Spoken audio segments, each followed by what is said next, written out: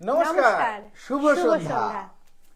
আজ আমাদের মধ্যে এমন একজন আছে যে ফ্যাশন ইন্ডাস্ট্রিতে খুবই পপুলার। ওর পরিচয় আমাকে আলাদা করে দেওয়ার দরকার নেই, কিন্তু তবুও একটা ডিউটিতে থাকে, সেই ডিউটি অনুযায়ী করছি। সেটা হলো মিতালি ভট্টাচার্য, যে একটা হাউসওয়াইফ, একটা পরিবারের মা, মানে হেড অফ দ্য ডিপার্টমেন্ট, সাথে একটা অর্গানাইজার, সাথে একটা মডেল।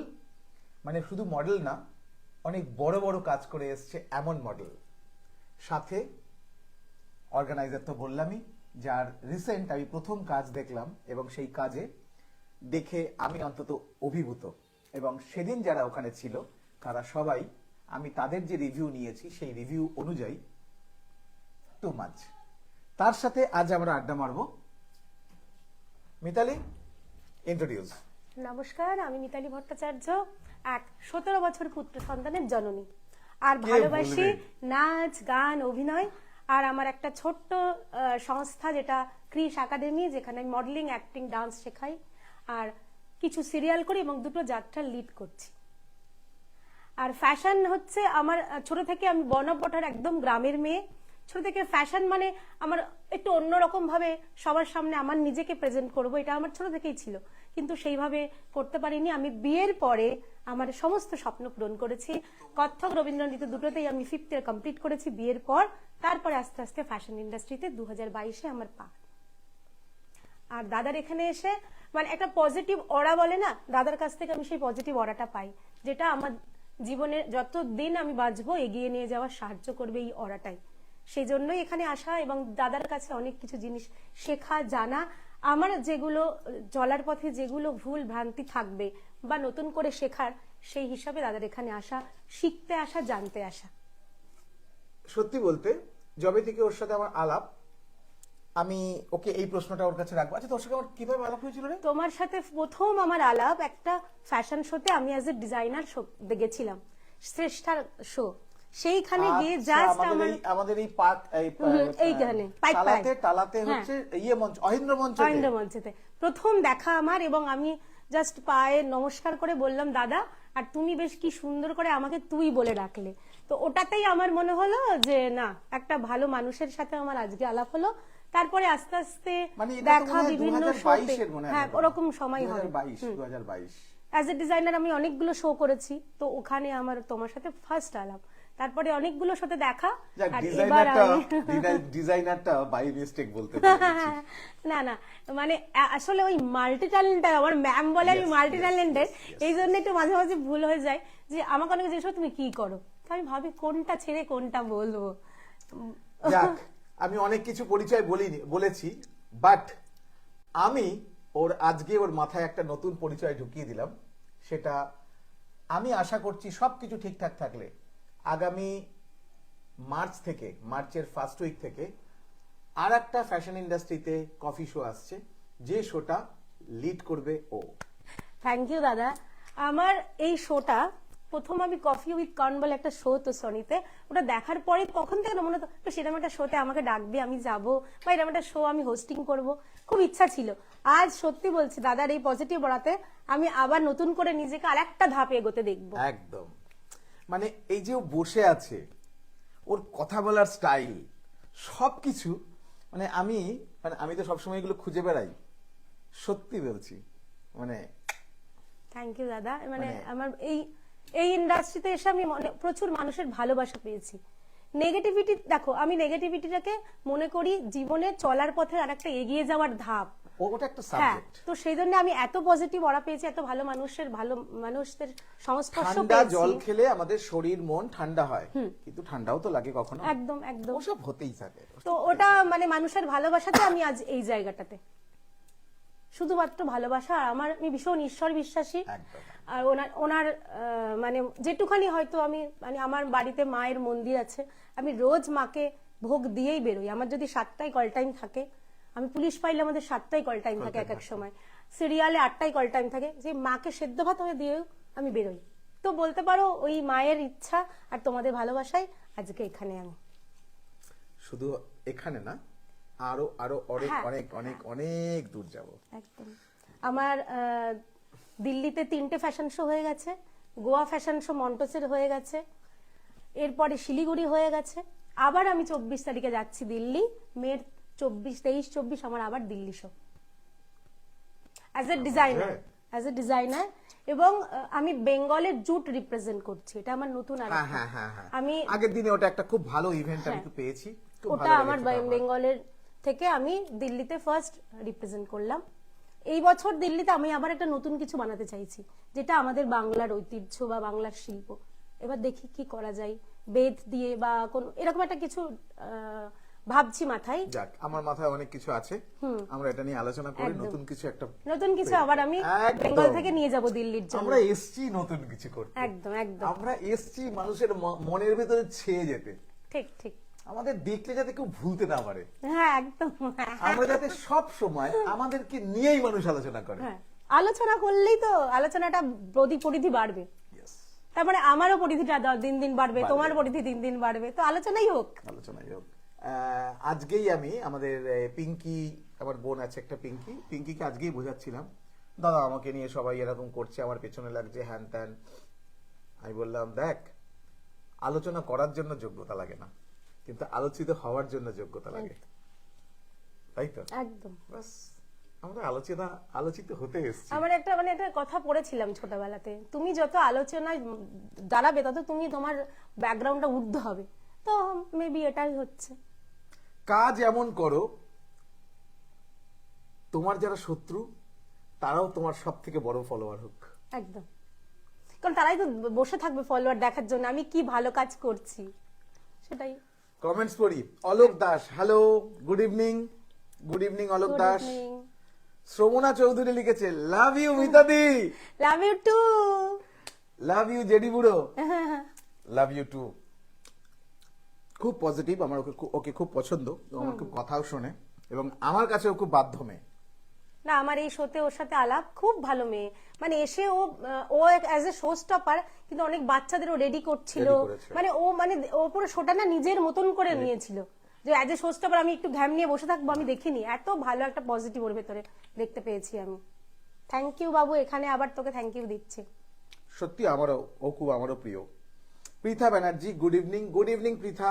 পৃথা হচ্ছে আমাদের সেই বাচ্চা যে আজ 5 বছর আমাদের পরিবারের সাথে, যখনই আমাদের লাইভ হোক, সারা পশ্চিমবঙ্গর যেখানে খুশি আমি লাইভ করি, ওর জায়গা থেকে বসে এই লাইভটা টোটাল অর্গানাইজ করে, লাইভটাকে ব্রডকাস্টিং করে, সব জায়গায় সবকিছু ও বসে বসে করে। Thank you thank you Pritha. সাথে আমাদের যত বড় বড় ইভেন্টস হয়, সমস্ত ইভেন্টসে যে সোশ্যাল ব্যাপারটা, মানে নাচ গানের যে ব্যাপারটা থাকে, ও সেটা দেখে। Thank you Pritha. তাপস রাজ দত্ত, কি বুঝতে পেরেছিস? তাপস দা। Good evening JD, lots of love Mitali Bhattacharya. Thank you দা। যাক, তোর সাথে গিয়ে দাদার সাথে দেখা হলো, আমি ওর খুব ফ্যান, ও আমার খুব ফ্যান। না, খুব ভালো মানুষ। একদম একদম। শ্রমণা লিখেছে, fashion icon 2026 was a great success, congratulation মিতাদি, love you. Love you too. এবং দাদা ছিল বলে মানে আরো সুন্দর হলো এই শোটা। আমরা মানে ওখানে গিয়ে আমি দেখলাম তো, মানে কোনো কিছু, মানে দাদা মাটিতে বসে পড়লাম, দাদা মাটিতে বসলে কেন, বলে আর তুই বস। তো এটা দাদা, এটাই বলে দাদার মানে পরিচয়। একটা মানুষ তার শোতে তার কি কি টেনশন থাকতে পারে, সেটা আমি যেটুকু বুঝি, যেটুকু ফিল করি, সেইটুকুনি ফিলে ওকে আমি বসতে দেব, এটা আমার কাছে বড় ব্যাপার, যে তুই বস। আর ছবি তোলার জন্য মাটিতে কেন, আমি ছবি তুলতে, যেহেতু আমি ছবিটা তোলা ছেড়ে দিয়েছি, মানে আমি আমার ক্যামেরা ফটোগ্রাফারদের ডেডিকেট করেছি, যে কারণে আমি ছবি তুলি না, যাতে ছবি সবাই তুলতে পারে তার ব্যবস্থা করে দিই। তো তার জন্য আমার ছবিটাতে তুলতে ভালো লাগে। এই যে প্রত্যেকটা মেয়ের যে ফটোগ্রাফার কখন ছবি দেবে ভুলে যাও, লাইভ জেডির ফোন থেকে লাইভ ব্রডকাস্ট। হ্যাঁ একদম, জেডির ফোন থেকে লাইভ ব্রডকাস্ট। তারপরে শ্রমণা লিখেছে, জেডি বুড়ো, লাভ। রিচা লিখেছে, যত বদনাম করবে তার মানেই তুমি তত ভালো কাজ করছো। একদম। তারাই বদনামি হয় যারা কাজ করে। কাজ করলে তো ভুলভ্রান্তি হবেই। একদম, নাহলে শিখবো কি করে? ঠিক করে শিখবো কি করে? আমার মা মারাত্মক রান্না করে, একদিন ঝাল বেশি দিয়ে দিয়েছে, তো মানে যে ভালো রান্না করে সে ওসব মানায় ভাই, সব মানায়। চলো, রাজ রেশমি রানী শাহ লিখেছে, good evening both of you. Good evening. Raj রশ্মিকেও খুব শীঘ্রই আমি ডাকবো। মিঠু গিরি, মিঠু। গুড ইভিনিং দি। Good evening. গুড ইভিনিং দাদা। মিঠু গিরি লিখেছে, দাদা ইজ এ গ্রেট পার্সোনালিটি। আজকের পার্সোনালিটি আমি না, আজকের পার্সোনালিটি আমার বোন। Thank you. সত্যি আমি 30 তারিখ রাত্রিবেলা তোর সাথে 45 মিনিট কথা বলেছিলাম। হ্যাঁ, আমি ওকে একটা কথা বলেছিলাম, কে মিতালি সেটা খালি মানুষকে প্রমাণ করে দে। তোর মধ্যে অনেক কিছু আছে, শুধু ঠান্ডা মাথায় সব কিছুকে উড়িয়ে দিয়ে শুধু ঘোড়ার ঠুলি কেন লাগানো হয়, যাতে ঘোড়া প্রচন্ড জোরে দৌড়তে পারে। ঘোড়া যদি সাইড দেখে তাহলে কিন্তু সে দৌড়তে পারে না। ঘোড়াকে ঠুলিটা লাগানো হয় এটার জন্য যে সামনে দেখে দৌড়ো, ফাস্ট হও। আমাদেরও তাই, আমাদের শুধু সামনের দিক দেখতে হবে। মানে কিচ্ছু ওই একটু মাঝে মাঝে মাথা গরম হয় কেন জানো তো, আমার সিংহ রাশি তো ওই তো মাথা গরম করে মাঝে মাঝে। ঠিক আছে, ওই জন্য একটু সিংহ সিংহের রাশি। একটু কেশর ফোলাবে না মাঝে মাঝে, নাহলে ভুলে যাবো তো আমি সিংহ। ভাই আমাদের সবকিছু মানায়, আমাদের সবকিছু মানায়, রাগও মানায়, প্রেমও মানায়, ভালোবাসাও মানায়, ক্ষমা করে দেওয়া মানায়, একদম। আমাদের সবকিছুই মানায়। হ্যাঁ, আমরা ক্ষমাই তো artist। পরম ধর্ম। দিনের শেষে আমি সবাইকে যেটা বোঝাই, দেখ আমরা আর্টিস্ট না, আমরা ডাকাতি করতে এসেছি না, চুরি করতে এসেছি না, লোকের মন ভাঙতে এসেছি, আমরা শুধু আনন্দ দিতে এসেছি। একদম আনন্দটাই দেবো, আর নিজে আনন্দে থাকবো, তবেই না অন্য লোককে আনন্দ দেবো। এটা আমিও নিজে মনে করি যে নিজে ভালো না থাকলে কাউকে ভালো থাকতে কাউকে দিতে ভালো পারবো রাখা না। যায় না। একদম। দেখবে তোমাদের পরিবেশে, তোমাদের পরিস্থিতিতে এমন লোক তোমরা পাবে যে হয়তো মানুষের খারাপ চাইছে সব সময়। যদি তার স্ট্যাটাস ঘাটিস না, তাহলে দেখা যাবে সে সুখী না। না, সে সুখী যদি না সেই হয় না, জন্যই তো, সেই জন্যই তার মানুষকে মধ্যেই disturb করবে। নেগেটিভ অরাটা সারাক্ষণ ঘুরে বেড়ায়। ঘুরে বেড়ায়। যে সুখী তার ভেতরে পজিটিভ অরাটা মানে তুমি দেখলেই বুঝতে পারবে, কিন্তু ওই অরাতেই কাজ করে। আমি একটা অরা ভীষণ মানি, একদম, ভীষণ মানি অরা। ওরাটাই আমাদের সব থেকে বড় একদম। সাবজেক্ট। একদম। আমরা আমাদের পার্সোনালিটি দিয়ে, আমরা আমাদের ভালো বিহেভিয়ার দিয়ে আমরা অপোজিটকে সুন্দর কিছু দেব, সুন্দর কিছু। আমাদের দেখে যাতে সে বলে বাহ। একদম। এই যে ফিলটা আমি বলছি না, আমরা গুড ফিল। আমি এই ব্যাপারটায় খুব গর্ব ফিল করি যে আমাদের জন্য ফোন ব্যবহার হয়, আমাদের জন্য টিভি ব্যবহার হয়, আমাদের জন্য সিনেমা হয়, আমরাই এন্টারটেনমেন্ট দিই। একদম। একদম। আমরা এন্টারটেইনার, তার মানে আমাদের কাছে এত কিছু আছে। তারপরে লিখেছে, শ্রবণা লিখেছে, জেডি স্যারের অরা শুধু না, JD sir is brimming with positivity. একদম। চেষ্টা পজিটিভ তো করি অরাটা, সবসময়। পজিটিভ অরাটা তো জীবনের সবথেকে ওতপ্রোত হয়ে জড়িত। মিঠু গিরি লিখেছে, good human being. Thank you. Sonali Nath, গত সপ্তাহে সোনালী এসেছিল যে সুদূর খড়গপুর থেকে, ওকে। আগের সপ্তাহে আজকের দিনে এই সময় ওর লাইভ ছিল। Okay. গুড ইভিনিং দাদা। Good evening. Good evening. আচ্ছা, এবার তোকে আমি জিজ্ঞেস করছি, বলো। তোর এই যে সফলতা, এই যে সাকসেস স্টোরিটা, আজকের ডেটে তুই সাকসেস, তো শুরু থেকে পুরোটা শুনবো। আমার 2011-এ আমি ডান্স স্কুল তৈরি করি। আমি একদম অফিস জব করতাম, একটা ব্যাংকের অফিসে, সেখানে আমার হাজবেন্ডের সাথে আমার আলাপ, তারপরে বিয়ে, তারপরে বেবি হয় মানে 2006। কে কাকে ছাড়ি মেরেছিল প্রথম? আমার বড়ই। তাই না? একদম। মানে আমি তো বলতাম তোরা ভট্টাচার্য, আমরা ভট্টাচার্য, তাহলে ভাই হবি আমার। হ্যাঁ? তো হ্যাঁ, কি রে? আমি না প্রেমের অ্যান্টি ছিলাম। মানে আমি একটা কিছু করবো ছোট থেকেই, আর অ্যারেঞ্জ ম্যারেজে বিশ্বাসী ছিলাম। একটু আমার থেকে এজেড হবে, বেশ বেশ প্যাম্পার করবে, আমার এরকম একটা পছন্দ ছিল। আমার থেকে রীতিমতো আমরা সেম এজ, মান্থ হিসাব করলে 2 মাস ছোট আমার বড়। আজকে ব্রডকাস্টেই বলছি আমি। তো সচিন তেন্ডুলকর ভাই সাকসেসফুল মানুষ, সে দেখিয়ে দিয়েছে বয়সে ছোট হলেও কোনো সাবজেক্ট। তারপরে বেবি হওয়ার পরে আমি জব ছেড়ে দিলাম। তারপরে আমার বাবা, আমি শ্বশুর বাড়িতে এসে বাবা পেয়েছিলাম। বাবা যেহেতু নেই, আমি পুরো বাবাই পেয়েছিলাম। আমি নাচে, বাবা বললো তুই এত ভালো নাচিস, তুই নাচের স্কুল কর। বাহ। বলে আমি 5th ইয়ার কত্থক রবীন্দ্রনাথে কমপ্লিট করার পরে আমি নাচের স্কুল করলাম। এবার কোভিডের মাঝামাঝিতে স্কুলটা অনেক ক্ষতি হয়ে গেল। কোভিডের সময় পুরো ক্ষতি হয়ে গেল নাচের স্কুলটা। ক্ষতি হওয়ার পরে 2022-এ এরকম জাস্ট ফোন কল করতে করতে আমি মাতৃমা বলে একটা ফ্যাশন শোতে আমি পার্টিসিপেট করলাম অ্যাজ এ মা। 75 মা ছিল, তার মধ্যে 25 জনকে আবার ওরা মানে ফাইনালাইজ করলো। ফাইনালাইজ মধ্যে আবার টপ 12 করলো, সেখানে আমি পার্টিসিপেট করলাম। ওই আমার প্রথম ফ্যাশন শোতে আসা। তারপরে আমি এটা হচ্ছে 2021 2022 22 তারপরে 2023-এ আমি গ্ল্যামারামাতে বেস্ট সাবটাইটেল পেলাম আমার বেস্ট হেয়ারের জন্য আরেকটা ফ্যাশন শো। তারপরে 24-এ আমি মিসেস কুইনের উইনার হলাম। 25-এ আমি সুপার ইন্ডিয়া যে মানে মমদের একটা হলো মিসেস ইন্ডিয়া সুপার মম, ওখানে আমি উইনার হলাম আগরতলাতে। এই আমার শুরু। তার মধ্যে আমি 3টে পরপর ফ্যাশন শো, ফ্যাশন আইকন আমার 3rd, এটা এই নিয়ে চলছে। এখন অ্যাজ এ ডিজাইনারও আমি আবার কাজ করছি। ভাবা যায় এবং- আমি কাদের পাশে বসে আছি। এবং আমি যেহেতু গ্রুপ থিয়েটার করতাম আয়নাতে, বাহ, থিয়েটার করতে করতে করতে আমি সিরিয়ালও করি, সিরিয়ালের কাজ করি। আর এই বছর আমি আবার একটা নতুন কাজ শুরু করেছি, 2টো অ্যামাচার গ্রুপে আমি লিড করছি, যেটা আমার অষ্টমী নবমী শো হয়ে গেছে, আবার 14th এপ্রিল আমার শো আছে। বাহ, এই সবগুলো কোথায় হয়? এটা হয় তোমার ভুটিয়ারি শরীফ, কাকদ্বীপ, মানে সাউথের হ্যাঁ, দিকে, সব দিকে। ওখানে হয়। মানে যেগুলো কি কলশো এরকম কলসো, টাইপের, কলশো বলে। মানে এটা তোমার ক্লাব থেকে যে কলসোগুলো হ্যাঁ, পাই হ্যাঁ, ওটা অ্যামাচার, এটা কোনো দলে না। অনেক দল আমাকে ডেকেছিল, যেহেতু আমার প্লাস পয়েন্ট ওই ডান্স গান দুটো আমি পারি, তো আমাকে অনেক, কিন্তু কি বলতো কোনো দলে জয়েন করলে অনেক রেসপন্সিবিলিটি, responsibility 170টা 150টা ওদের থাকে শো, তাই জন্য আমি দলে জয়েন করিনি, আমি অ্যামাচার করছি। তুই যে বাড়িতে বসে আছিস এইসব বাড়িতে এইসবই একটা সময় ছিল। আমার বাবা যাত্রা আর্টিস্ট ছিল, তারপরে আমার বাবা হচ্ছে দূরদর্শনের যত পুরনো সিরিয়াল হতো সেই সিরিয়ালের আমরাই প্রডিউসার ছিলাম। এই কি বলে আমাদের বিবাহ অভিযান দেখেছিস তো? হ্যাঁ হ্যাঁ, ছোটবেলায় তখন আমি বিবাহ অভিযান, তারপরে কি বলে আরে কানামাছি, বিচিত্র তদন্ত, বিচিত্র তদন্ত। জিডি ফার্মাসিউটিক্যালস, এই সমস্ত সিরিয়ালের প্রডিউসার আমরাই, আমার বাবাই। প্লাস নান্দিকার গ্রুপের নাম তো শুনেছিস? হ্যাঁ হ্যাঁ, একদম। নান্দিকারের শুরু থেকে আমার বাবা। তো একটা দেখবে না, মানে শিল্পীদের মাইন্ডটাই অন্যরকম হয়। এখন এটা যেখানে তো দিয়ে মনে বসে বোঝা আছিস এই যে জায়গাটা, তখন এখানে অ্যাডভেস্টারের ছাদ ছিল।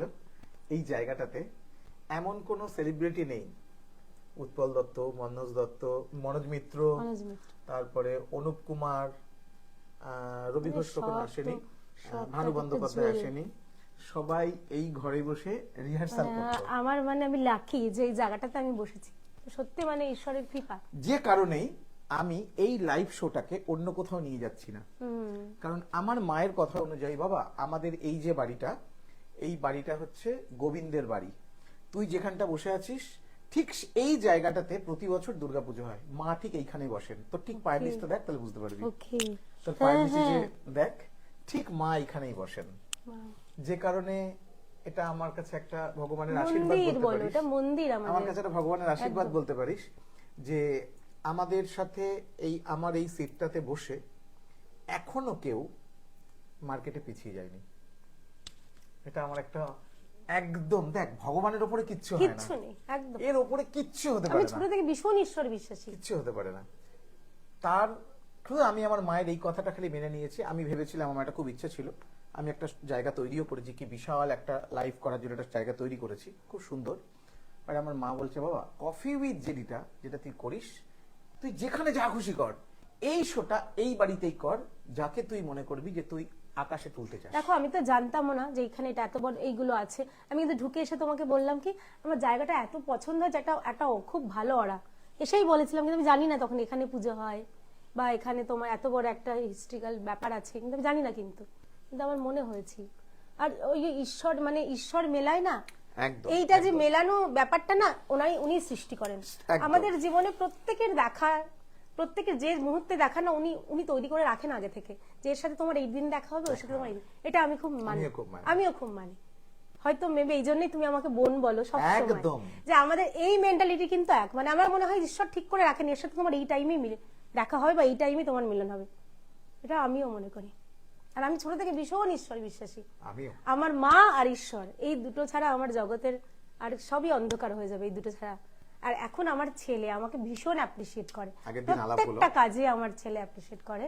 এবং আজকেও তোমাকে আগের দিনও বললাম, আমার এই ক্রিশ একাডেমিটা পুরো এবার খুব, মানে আমার ডিরেক্টর পুরো বলতে পারো আমার ছেলেকে দিয়ে দিয়েছি, যে তুই এবার দেখবি, আমি না থাকলেও যেন আমার ক্রিশ একাডেমিটা অফ না হয়। আরে থাকবি গার্জিয়ান তো। দেখ বাড়ির নিচে আমার মা কিন্তু ওই ঘরটায় বসে আছে, আমার মা ওই ঘরে বসে এখন টিভি দেখছে, আমার লাইভটাও দেখছে। এই যে মা দেখছে, মা নিচে আছে, এর থেকে বড় পাওয়ার আর কিছু হতে পারে না। একদম। এর থেকে কিচ্ছু বড় না। পাওয়ার আর কিছু হতে পারে না। সত্যি সত্যি মা ছাড়া তো আমরা শ্রমনা লিখেছে গ্রেট এক্সপিরিয়েন্স, থ্যাংক ইউ মিতাদি and JD sir. Neetu Singh Bhunia লিখেছে good evening JD sir, good evening, কেমন আছেন? খুব ভালো আছি। আচ্ছা, আমাদের কথাটা না কমপ্লিট হলো না। হ্যাঁ বলো। মানে তুই যে জায়গাটায় আটকালি সেটা হলো তুই কল শোটা করছিস এটা, তারপরে অ্যাজ এ অর্গানাইজার তোর ডেবিউ কিভাবে হলো সেটা বল। অ্যাজ এ অর্গানাইজার তো আমি প্রথম ফ্যাশন শো করলাম 2022-এর, যেটা মাতৃমার করার পরে আমি ভাবলাম আমার তো এখন অনেককে চেনা জানা হয়েছে, আমি একটা ফ্যাশন শো করে দেখি তো কি হয় বলে ফার্স্ট আমি শো করলাম আমাদের ওখানে যে কালীঘাটে যেটা আছে না Jogesh mime academy, Jogesh mime. প্রথম আমি ফ্যাশন শো একদম 2 নম্বর মেট্রো ঠিক উল্টো একদম ওই যোগেশ মাইমে আমি একটা অল্প কিছু ওই 22-25টা মডেল নিয়ে আমি শুরু করেছিলাম আমার প্রথম ফ্যাশন শো। কোন সালে এটা? এটা তোমার 2022-এর মিডিলে, মানে এপ্রিলে শুরু করলাম ওটা আমি। করার পরে তারপরে আবার 23টা অফ গেল, 23শে আমি করলাম তোমার এইখানে আমাদের গঙ্গাবক্ষে আবার করলাম, 24টা পুরো অফ হয়ে গেল, আর করতে পারলাম মানে এত বাইরে ফ্যাশন শো করছি as a Kolkata as a designer কাজ করছি, আমার আর শোটা হলো না। তারপরে আবার এই থার্ড সিজন এই করলাম 26-এ, মাঝখানে 2 বছর আর করা হয়নি আমার। আর মানে এই টোটাল এক্সপিরিয়েন্সের সব থেকে বেটার 3টে এক্সপিরিয়েন্স বল, গুড এক্সপিরিয়েন্স। গুড এক্সপিরিয়েন্স বলতে জানো আমার ফার্স্ট দিল্লি ফ্যাশন শো, ওখানে গিয়ে আমি বেঙ্গলি ব্রাইডাল রিচুয়াল, যে আমাদের বাঙালিদের বিয়েদের যে রিচুয়াল, একটুখানি আটকালাম, সেদিনকে ওর প্রোগ্রামে গিয়ে আমার সব থেকে বেশি যেটা ভালো লেগেছে সেটার জন্যই হয়তো আমি নিজে থেকেই ওকে বললাম যে তুই কি আমার এই শোটাতে আসবি। আমি ওকে ঠিক এইভাবেই বলেছি কথাটা, একটা মানুষের না একটা টেস্ট, এটা আমি খুব মানি। তুই যেটা অরা বলছিস সেই অরাটা তো তোর মধ্যে আমি অনেক আগেই দেখে নিয়েছি। সোমা বুটিকের শোয়ের দিন তুই যেভাবে আমাদেরকে এসে জড়ালি, যেভাবে এসে আমাদেরকে ছবি তুললি, যেভাবে আমাদের সাথে এসে কানেক্ট হলি, এগুলো কিন্তু একটা মানুষকে অনেকটা উপরে তুলে নিয়ে যায়, অনেকটা উপরে লেভেল নিয়ে যায়। সাথে সেদিনকে তোর ওখানে যে গেস্ট লিস্টটা ছিল, তোর যে জুরির ক্যাটাগরিটা ছিল, এইটা না তোর গ্রেডটাকে অনেকটা আপগ্রেড করেছে আমার কাছে অন্তত। দেখ, আমি প্রত্যেকটা জায়গায় গিয়ে না আমি শুধু সেখানে আরো কি ভালো হতো সেটা নিয়ে ভাবি। যেমন আমি তোকে আগের দিন আর ওই জিৎগণকে দুজনকে বললাম যে যদি একটু হাঁটার জায়গাটা একটু বড় করতে পারতাম তাহলে ভালো হতো, কারণ বাচ্চারা তো হাঁটতেই আসছে, এইটুকুনি হাঁটা আর একটু লম্বা করে হেঁটে এলে ভালো লাগতো। তো তোরা দুজনেই ব্যাপারটাকে এনজয় করলি, দুজনেই ব্যাপারটাকে নিলি এবং সবকিছু ঠিকঠাকই হয়েছে, কোনো রকম সমস্যা হয়নি। আর যেটুকু সমস্যা একটু মিনিমাম একটু সমস্যা না হলে পারফেক্ট হয় না। টাইমিংটা একটু দেরি হয়েছিল আমাদের করতে। টাইম ম্যানেজমেন্টটাই হচ্ছে একটা অনুষ্ঠানের সব থেকে বড় জিনিস, যেটাই আমার খুব ইচ্ছা। আমি এই লাইফটা হয়ে গেলে, আমি বসন্ত উৎসবটা হয়ে গেলে আমি এই টাইম ম্যানেজমেন্টটা মানুষকে একটু শেখাবো। কারণ আমি চাই, আমি 3 বছর আগে একটা কথা বলেছিলাম যে আগামী 5 বছরের মধ্যে 100টা অর্গানাইজার তৈরি করব। আজকের ডেটে আমার হিসাবে 171টা অর্গানাইজার, একটা সম্পূর্ণ হয়ে গেছে। কিন্তু এখন আমরা অর্গানাইজাররা যারা হয়েছি না, আমরা এখন অর্গানাইজাররা হয়ে গেছি এটা, আমাদের কাছে যেহেতু কোনো টিচার নেই, কোনো টিউশন নেই, আমাদের কোনো অর্গানাইজেশন নেই যেখান থেকে আমি শিখবো যে কিভাবে আমি একটা শোকে ব্রডকাস্ট করব, কিভাবে এই জিনিসটার উপরে একটা স্ট্যাটাস তৈরি করতে হবে। স্ট্যাটাস তৈরি করে যে একটা প্রোগ্রাম আমি কিভাবে তৈরি করলে, কিভাবে কি করলে একটা অনুষ্ঠান আমি সঠিকভাবে ব্রডকাস্টিং করে নিয়ে যেতে পারবো এবং 1 ঘন্টা আগে শেষ করা হবে, এরকম ভাবে প্ল্যান তৈরি করতে হয়। 1 ঘন্টা আগে এইবার, কারণ 1 ঘন্টা আগে পিছিয়ে শো করতে হয় কেন? গেস্টরা হাতে মাইক পড়ে গেলে না, তারা 30 সেকেন্ড নেবে, 1 মিনিট নেবে না 5 মিনিট নেবে, তুই জানিস না? জানি না একদম না, তুই তাদেরকে কিছু বলতে পারবি? বলতে পারবি? বললেই সবার গোসা হবে, অপমান লাগবে নিজেদেরকে। সেক্ষেত্রে 1 ঘন্টার হাতে ব্রডকাস্টিং টাইম এক্সট্রা রাখতে হয়। এই ব্যাপারগুলো আমি জানিস কিনা জানি না, আমি 2022 সালে একটা 777 দুর্গা করেছিলাম, যে শোটা আমি নিজেও আর কোনোদিন এই রেকর্ডটা ভাঙতে পারবো না। একটা কথার মধ্যে বলছি, আমার মনে ছিল না তোমার ফ্যাশন ইয়েতে যেটা ময়দানে হতো, আমি কিন্তু অ্যাজ এ পার্টিসিপেট একবার এসেছিলাম, বড় একটা র্যাম্পের বানিয়েছিলে 2022 সালের ওটাতে আমি এসেছিলাম। রাত্রিবেলা তো 25 হ্যাঁ, ডিসেম্বর। 25 ডিসেম্বর। ওটাতে আমার মনে ছিল না বলবো, কি বলছিস? ওটাতে আমি তাই কাটা দিচ্ছে। হ্যাঁ পার্টিসিপেট ছিলাম ওটাতে আমি। হ্যাঁ। ওটা ক্রাউন পেয়েছিলাম, স্যাশেস পেয়েছিলাম, আমি এসেছিলাম ওটাতে। হঠাৎ করে মনে পড়লো আরে এটা তো বলা হয়নি, এসেছিলাম। তখন তো সত্যি? ওটাতে আমার আলাপ হয়নি, জাস্ট আমি অ্যাজ এ একটা দেখে ফোনে দেখে 155 ফুট র্যাম্প ছিল। ফোনে দেখে আমি করেছিলাম, এটা এসেছিলাম আমি। রেড কালারের শাড়ি পরে আমি হেঁটেও ছিলাম তাই? তোমার ওখানে। হ্যাঁ যাক, খানিকক্ষণ পরে খেয়াল করবি, কম্পিউটারে দেখাবো, দেখবি আছিস তুই সেখানে। ওকে। বিশাল বড় র্যাম্প ছিল। বিশাল বড় র্যাম্প হয়েছিল। ওটা হচ্ছে কলকাতার এখনো অবধি সব থেকে বড় শো। শুধু স্টেজ, লাইট, সাউন্ড, ডেকোরেশন মিলিয়ে 10 লাখ টাকা খরচা হয়েছিল ওইটুকুতে, খালি স্টেজে স্টেজটা ওইটুকুনি। একদম আমার জীবনে মানে প্রথম দেখা হতো কোনো একটা স্টেজ, সত্যি। 609 স্কয়ার ফুটের স্টেজ। তারপরে আবার এই দেখলাম গোয়ার শোটাতে, মানে এত বড় স্টেজ করেছিল ওনারাও। দিল্লি গোয়া তো এরকম বড় বড় স্টেজ হয়, হ্যাঁ। একদম। কলকাতার থেকে আমি দেখলাম তো বাইরের শোতে বেশি বড় বড় স্টেজ হয়, এবং স্টেজগুলোটাও আমাদের এই গোয়ার শোতে না পুরো এলইডি ছিল স্টেজটা, একদম ইয়েতে, আচ্ছা আচ্ছা আচ্ছা আচ্ছা। মানে র্যাম্পে হচ্ছে ওখানে পুরো এলইডি। খুব শীঘ্রই এরকম একটা সাবজেক্ট আসছে, তবে নট কলকাতায়, সেটা মন্দারমণিতে হচ্ছে, যেখানে আমরা ফ্যাশন ইন্ডাস্ট্রির ছেলেমেয়েরা ওখানে গিয়ে শো করতে পারবো, এবং যেটা খুব ফ্রেন্ডলি ভাবে এবং খুব কম পয়সায়। কম পয়সা, সেটার জন্য আমি একটা ফ্রেন্ডলি project বাজেট তৈরি হলে করছি। অনেক মডেল আমরা পাবো। আমি কামাতে আসিনি, বাট আমি চাই আমি সবাইকে এমন কিছু শিখিয়ে দেবো যাতে তারা নিজের স্বপ্ন পূরণ করতে পারে এবং তাদের বাচ্চাদেরকে আপগ্রেড করতে পারে। টাকা তো লোকে অনেক রকম ভাবে খরচা করতে পারে। একটা আমার বন্ধুরা বলে, ভাই আজকে আমি বারে গেছি, ভাই আজকে আমি 8,000 টাকা বিল করেছি। বললাম 28,000 টাকা পেলে আমি একটা শো করিয়ে দিতাম, 28,000 টাকা পেলে আমি একটা শো ইনভেস্ট করে দিতাম। সেই একদম। কাজ পাগল নিশা নস্কর লিখেছে, good evening sir, good evening. আচ্ছা, তাহলে আমরা ওই কথাটা শেষ করলাম না, বল।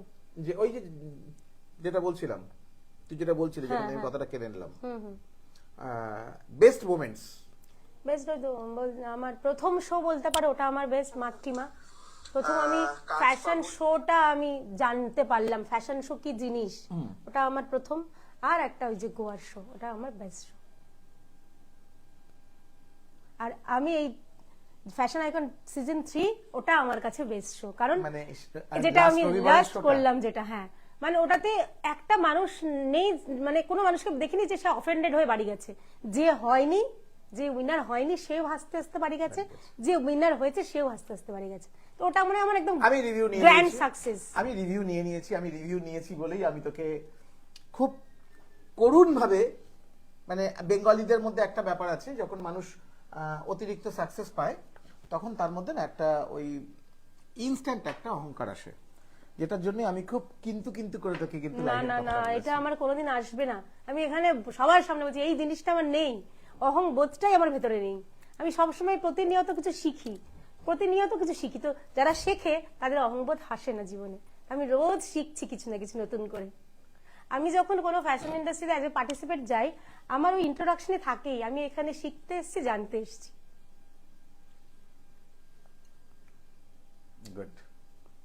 আমি সবার থেকেই রিভিউ নিয়েছি, 95% তো আমার কমন ছিল, ওখানে 5% যারা আনকমন ছিল তাদের সাথে আমি কানেক্ট হয়ে গেছি, এবং কারুর থেকে আমি কোনো নেগেটিভ পাইনি, কারুর থেকে নেগেটিভ পাইনি।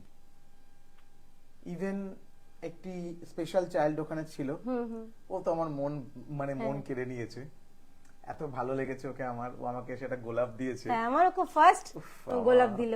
ও আমার 2 বছরই আমার এই শোটা করছে, কত বছরও করেছিল। সত্যি ভালো কাজ করার পরে যে ফিলিংসটা আসে না মানুষের, এটা কিন্তু অনেক বড় পাওনা আমাদের জীবনে। আমার একটা না খুব ইচ্ছাই, পুরো স্পেশাল চাইল্ডদের নিয়ে একটা কোনো কিছু শো করি বা ওদের জন্য কিছু করি, এটা আমার খুব ইচ্ছাও, জানো। আছি আমি, একদম। শুধু আমি না, অনেক মানুষ আছে, আগে জল খা, অনেক মানুষ আছে এটার জন্য এগিয়ে আসবে, বাট করব, আমরা এরকম বড় কিছু একটা করব, চল। অনেক বড় ওদের ভেতরে কত ট্যালেন্ট গো, কত ট্যালেন্ট। ওগুলোকে একটা ট্যালেন্ট শো টাইপের করি, যাদের সবাই শুধু ওরাই থাকুক। থাকুক। একদম। যাই হোক, কাজ থাকলে, ভগবানের আশীর্বাদ থাকলে কাজ হবে। আচ্ছা, এই মোমেন্টসটা, এই যে মোমেন্টসটা, এই মোমেন্টসটা তোর মনে আছে? হ্যাঁ একদম। তোমাকে আমি উত্তরটা দিলাম, তুমি বললে এটা আমি আমার বোনকে দেব। তো এই এত বড় সম্মান ঈশ্বরের কৃপা ছাড়া সম্ভব না, যেটা তোমার হাত দিয়ে ঈশ্বর পাঠিয়েছেন। আমার এটাতেও মানে এটা আমার খুব ফিল হয়েছিল, খুব গুড ফিল হয়েছিল, যে আমি অলওয়েজ এটা ভাবি যে মেয়েরা শুধু হাউসওয়াইফ থাকবে না, মেয়েরা শুধু হাউসওয়াইফ থাকবে না, মেয়েরা এত কিছু করবে যে আমাদের ঘাড়ে নিঃশ্বাস ফেলুক। আমরা নারী, আমরা সব পারি, এই আমরা ট্যাগলাইনটা সব তো পারি। চলবেই। একদম। মানে পুরুষের ঘাড়ে নিঃশ্বাস ফেলবে, কারণ মেয়েদের মধ্যে একটা বড় জিনিস আছে যেটা আমাদের পুরুষের মধ্যে নেই। পুরুষ অনেক কিছু ব্যালেন্স করতে পারে না, মেয়েরা কিন্তু ব্যালেন্স ব্যাপারটা মেয়েরা অনেক বেশি করতে পারে। মানে ঈশ্বর আমাদের ওইভাবে তৈরি করেছে, ওইভাবে তৈরি করেছে। না হলে আমরা সৃষ্টি করছি, সেই সৃষ্টি করার ক্ষমতাটা আমাদেরকেই শুধু ঈশ্বর দিয়েছেন। কিন্তু তার থেকেও বড় কথা হচ্ছে মেয়েদের একটা ভয় কিন্তু সব সময় কাজ করে, একটা ভয়, বদনামের ভয়, নেগেটিভস ভয়, অনেক রকম ভয় কাজ করে। কিন্তু সেই ভয় কাজ করেও যখন একটা মেয়ে ওই লেভেলের কাজ করে ওই লেভেল পর্যন্ত পৌঁছয়, যেটার জন্য আমি সোমা বুটিককে খুব রেসপেক্ট করি। সোমা বুটিকের সাথে আমার 2024-এ যবে থেকে আলাপ, তবে থেকে সোমা বুটিকের সাথে আমি সেইভাবে কানেক্টেড, এবং কি আর বলবো, মানে আমার তো ওকে মানে ফিলিং প্রাউড। এই তো রিসেন্ট আগের সপ্তাহে সোমা বুটিক ওর পুরো টিম নিয়ে সেখানে থাকলো আগের বুধবার। তো সেটাই বলছি যে আমাদেরকে রেগুলার কিছু ভালো কিছু করতে হবে, তাই তো? একদম। যাই হোক, এই 2026-এর এই যে প্রোগ্রামটা, এই প্রোগ্রামটার পর এই প্রোগ্রামে ড্রব্যাকস কি ছিল বল? ড্রব্যাকস, ড্রব্যাকস তিনটে ড্রব্যাকস বল। প্রথমত আমাকে আমার কিছু মডেলদের বলা হয়েছিল এই শোটা করতে যেও না, শোটা খুব বাজে হবে। আমার গেস্ট, 3জন গেস্টকে বলা হয়েছে এখানে যেও না, শোটা ভালো হবে না। আমার গেস্ট গুলো সকালে ফোন করে বলছে আমি যেতে পারছি না, আমার এই শরীর খারাপ হয়েছে। একজন ডিজাইনারের আসার কথা ছিল, তিনিও আসলেন না। অনেকে আমার বলেছিল শোটা ভালো হবে না, যেও না, মানে এরকম কিছু মানুষ তাদেরকে বলেছিল। কিন্তু আমি মনে করি যেখানে ঈশ্বরের হাত আছেন সেখানে কিচ্ছু করা যাবে না। আমি সবসময় বলি আমার হাত ঈশ্বর ধরে আছেন, আর তোমাদের মতন কিছু। আমি এই ইন্ডাস্ট্রিতে বলেছি সেদিন যে হারাধনের 10টি ছেলে ছিল, আর আমি এই ইন্ডাস্ট্রিতে 100টা দাদা পেয়েছি, ভাই পেয়েছি। তো তারা আছে, তো আমার কি করবে? কেউ কিছু করতে পারবে না। যেখানে ঈশ্বর থাকেন, যেখানে ঈশ্বরের বাস থাকে, যাদের ঈশ্বরের মানে তিনি তো আসতে পারেন না, তারা কিছু মানুষের মধ্যে দিয়ে পাঠায়। তাদেরকে যখন পাই তো আমি ভালো তো হবেই, ভালো তো হবেই, ভালো তো হবেই হচ্ছে। আলটিমেটলি যা যা বাধা এসেছিল, যেটা যেটা হয়েছিল, সেটাই তোর শোকে আরো বেশি এগিয়ে নিয়ে গেছে। একদম। নেক্সট ইয়ার আর কেউ বলার সাহস তো দূরের কথা, মাথায় আনারও টার্গেট থাকবে না যে এটার সম্বন্ধে আমি কিছু বলবো না। এটা বলে দিচ্ছি, এটা আমার অভিজ্ঞতা দিয়ে বলছি। তুই যে লেভেলের কাজ করিস সেই লেভেলে তুই যতবার কাজ করবি, যখন কাজ করবি, এই রকম নেগেটিভিটিস গুলো কিন্তু আসবেই। বাট ওই নেগেটিভিটিস গুলো আসলেও কি হবে সেটা তুই প্রথমেই ট্রায়াল পেয়ে গেছিস। একদম। আর যারা আমি বলতে চাইছি, যারা জাজদেরকে বারণ করেছে, 1-2জন আসার কথা ছিল, বারণ করেছে, তারা তো জানতে পারলো যে আমার শোটা আলটিমেট খারাপ কিছু হয় না। হ্যাঁ, গত বছর না আমার এই শোটাতে তারা ভাবছে ভাই আমি গেলাম না কেন।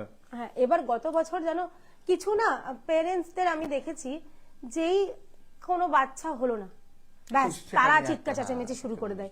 এটা আমি অনেক শোতেও দেখেছি, এবং গত বছর আমার শোতে কিন্তু এরকম একটা ঘটনা ঘটেও ছিল যে একজনা কিডসের মা খুব চিৎকার চেঁচামেচি, তার বাচ্চা কেন হয়নি। আর আমার জাজমেন্ট পুরো ফেয়ার জাজমেন্ট, আমি একটা নম্বরও দিই না, পুরো বিচারকদের উপরে ছেড়ে দিই, ওনারাই যা করেন। আমি কিন্তু 1 নম্বরে অর্গানাইজার হিসাবেও 1 নম্বর দিই না, সব ওনাদের উপর ছেড়ে দিই। কারণ আমি মনে করি ট্যালেন্টটাই। আমি তোর শোতে খারাপ ভাবে নিস না, না আমি কিন্তু ইচ অ্যান্ড এভরিথিং, যেটা আমি একদম সামনে বসে সবকিছু দেখি। তো আমি যে কোনো শো এর বলছি না, আমি কারো দোষ বার করি না খুঁজে।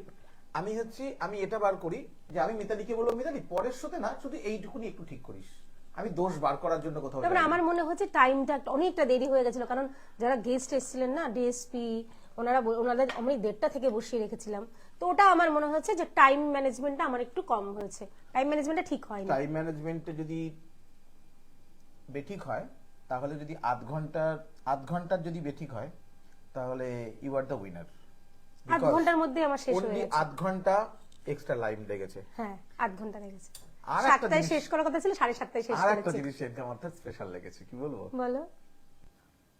তুই নিজে হাতে সবাইকে খাবার পরিবেশন করছিস। হ্যাঁ, মানে আমার মনে হয়েছে আমার বাড়ির অতিথিরা যদি আসে, আমি যদি নিজে না খাবার দিই, সেটা ঠিক মতন হয় না। আমাকে অনেক বলছে, তুমি যেও না দিদি, তুমি কেন হাত লাগাচ্ছ?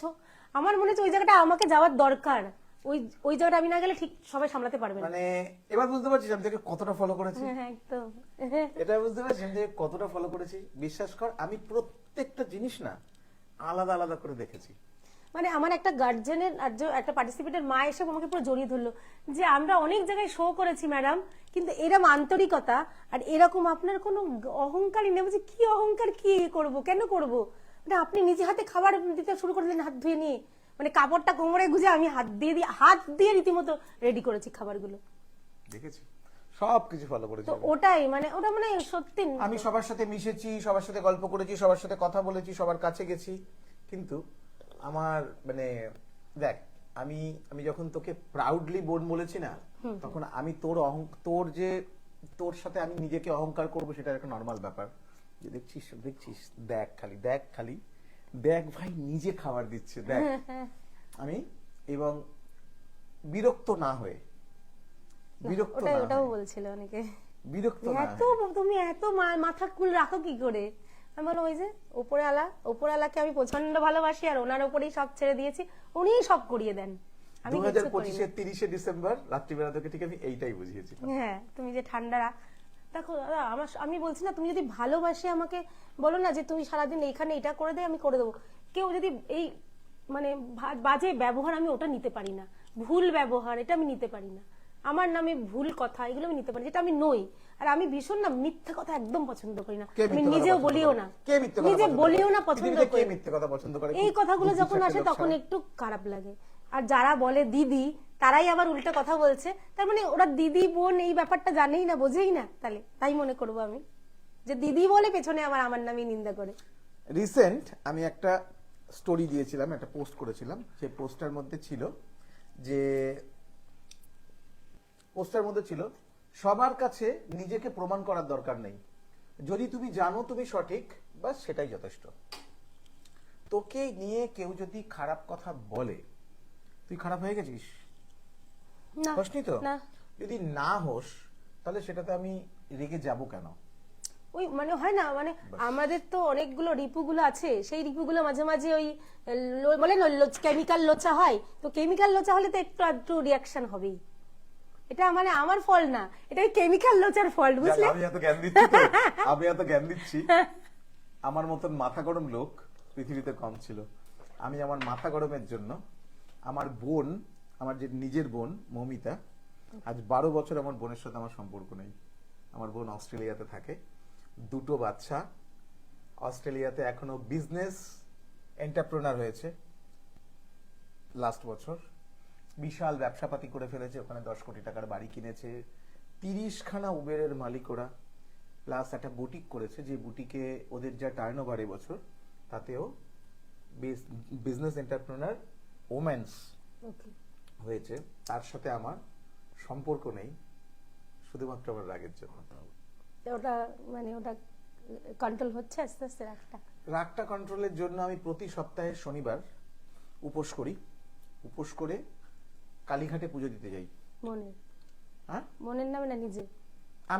আমি শুধু আমাদের মানে আমার কাছে চাইবার জন্য সব থেকে বড় জগৎ হচ্ছে আমার ফ্যাশন ইন্ডাস্ট্রি।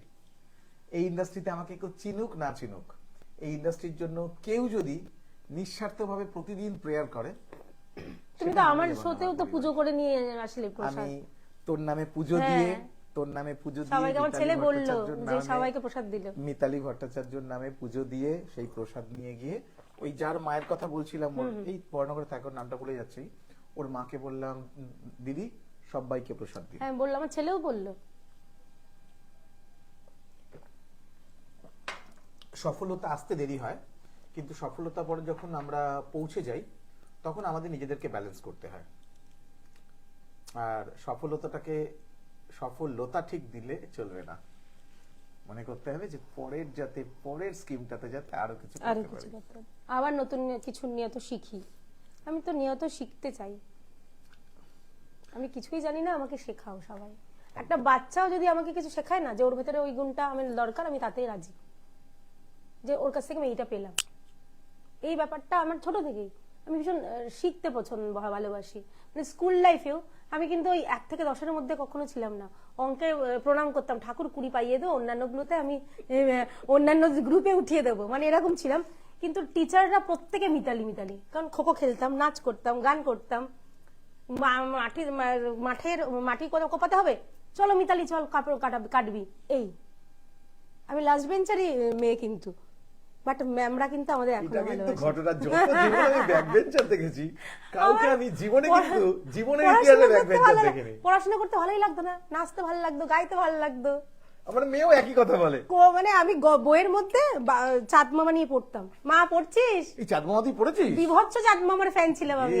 চাঁদ মামা, ওই যে বাটুল দি গ্রেট, এইগুলো, অরণ্যদেব, আমি বইয়ের মধ্যে নিয়ে পড়তাম। হ্যাঁ, বইয়ের মধ্যে নিয়ে পড়তাম। মা বলছে কিরা আওয়াজ পাচ্ছি না তো, বইয়ের মধ্যে আমি ওইগুলো নিয়ে পড়ছি। পড়াশোনা করতেই ভালো, নন্টে ফন্টে। আমরা তো ছোটবেলাটাকে এনজয় করেছি গো। তখন একটা এই ফোন ছিল না, আমরা এনজয় করেছি। 4টে বাজলেই খেলতে চলে যাব, 6টার সময় মা চিৎকার করে করে ঘরে আনতে পারতো না। এনজয় করেছি। আর যেহেতু আমি বনবটার গ্রামের মেয়ে, আমি মানে খুব ভালোভাবে বড় হয়েছি। কড়াইশুটির মাঠ থেকে কড়াইশুটি তুলে খেয়েছি, শশা থেকে ক্ষেত থেকে শশা তুলেও খেয়েছি, এরকম। আচ্ছা, এবার একটা পার্সোনাল প্রশ্ন করছি, বলো। একটু মজার যদিও। তোকে এত সুন্দরী দেখতে, হ্যাঁ। এত তুই একটা হাই পার্সোনালিটি, হ্যাঁ, অলসো হট, যেখানে যাস সেখানে তো পুরুষের চোখ তো তোকে মোটামুটি সামনে দিয়ে, পেছন দিয়ে, ডান দিক দিয়ে, ওপর দিয়ে জুম মোড অন হয়, সেটা কিভাবে ব্যালেন্স করিস? এই যে বললাম, সবাইকে দাদা আর ভাই পাঠিয়ে নিয়েছি ইন্ডাস্ট্রিতে। যে ছোট ভাই, বড় দাদা, মানে তাদের আমি মাথাতে আনতেই দিই না, আমি অন্য কিছু হতে পারি, দাদা আর ভাই। এটা ঠিক না, সব এটা ঠিক না আসলে। একটা কথা আছে জানো তো, যেখানে চাস সেখানে বাস করতে নেই। ইন্ডাস্ট্রির কেউ সব দাদা ভাই থাকুক, যদি ইচ্ছা হয় পরে দেখ পরে। আর আমার বাড়ির আমার কি বললি এক্ষুনি? যদি ইচ্ছা হয়, কি একটা বললি? এবার আমার বরটা এত ভালো না, আমি আর অন্য কোথাও দেখতে পারি না। আরে বাবা, বর তো ফ্রেন্ড হয় আমাদের। আর আমার তো মানে ও বন্ধুই ছিল, ছোটবেলা থেকে বন্ধুত্ব। রোজ ঝগড়া করব, রোজ ঝগড়া মারামারি করব, কিন্তু বরই থাকবে। বর ছাড়া আর সব দাদা ভাই, পৃথিবীর সবাই দাদা ভাই। এটা কিন্তু সেরা ছিল। হ্যাঁ, না মানে আমাদের এই প্রফেশনে আমাদের এই সৌন্দর্য, আমাদের এই কথা বলা, আমাদের এই সবকিছুর জন্য না অদ্ভুত ভাবে দেখেছি আমরা। মানে আমি নিজের ব্যাপারে বলছি, আমি যেহেতু 53 বছরের বুড়ো হিসাবেই বলছি, মানে আমাদের অওরাতে উল্টো দিকের মানুষ খুব অ্যাট্রাক্ট হয়, প্রচন্ড অ্যাট্রাক্ট হয় প্রচুর। এখন আমারও বেশি মানে খুব কম বয়স না গো, 47 নাও, ঠিক আছে? You are 47? Yes, hi, just 47 এ পড়েছি। সিরিয়াসলি, কেউ বয়স বলে না তো, বাট আমি বলি এক ঝটকায় সাল বল, শুধু সাল বল। 77। মানে রুমা দিয়ার তুই এক বয়সী? তো আমাকে ওরকম বলে যে আমার মানে ছেলের বন্ধুরা পর্যন্ত বলে, ও আন্টি তুমি, মানে আমি ধরো একটু সেজে গুজে না থাকলাম, বন্ধুরা এলো, ও আন্টি তুমি সাজো, সেজে আসো তো আন্টি, না তোমার সাজ না হলে ভালো লাগে না, মানে এইরকম।